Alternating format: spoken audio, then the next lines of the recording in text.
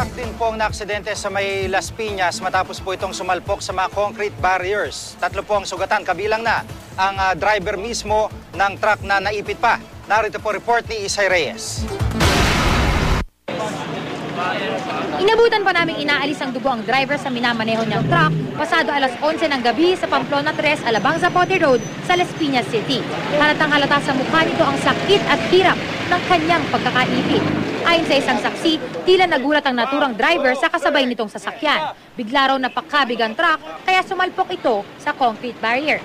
Bali po magkasabay po yan yung dalawang sasakyan. Siya parehas mabagal lang, mga 60 takbo lang nila.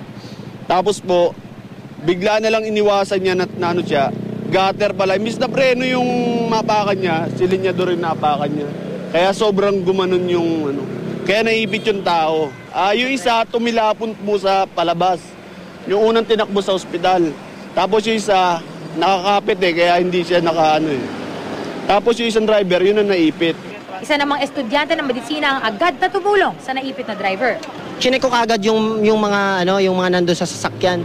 Yung isa, yung nandito sa window side, meron siyang tama sa right eye niya. Yung isa sa gitna, okay naman siya, meron lang siyang galos sa left hand niya.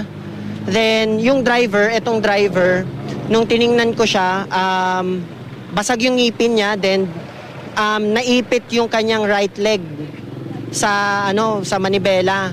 Buti may dumating na mga pulis, nag-respond sila. Then I informed them to call an ambulance. Pasado alas 12 ng hating gabi nang hilahin ng wrecker ang truck at binomba ang mga bubog na nagkalat sa daan.